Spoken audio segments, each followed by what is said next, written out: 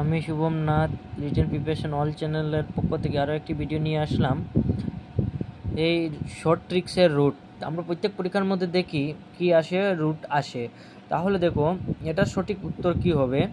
দেখো এই রুটটা কি হয়েছে 12 রুট 12 রুট 12 রুট, আর এই রুটটা কি আছে অনন্ত, মানে আগে দিয়ে আরও আছে বেজান।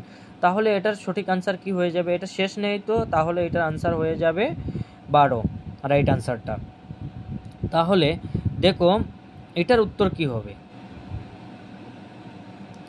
এটার উত্তর দেখো কি হবে। এটার উত্তর এটাও আছে 12 12 12 12 12 12, আর এই 12টাকে যদি আমরা রুট হিসাবে ধরি তাহলে দেখো এই দুইটাকে যদি 2 ধরি, 2 2 দুগুণা 4, 4 দুগুণা 8, 8 দুগুণা 16, 16 দুগুণা 32, 32 দুগুণা 64।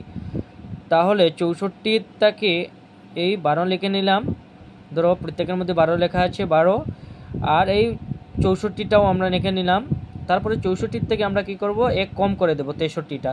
তাহলে আমাদের আনসারটা কি হয়ে যাবে, সিটা রাইট আনসার হয়ে যাবে, সি 64 আর 63, 12 64 63।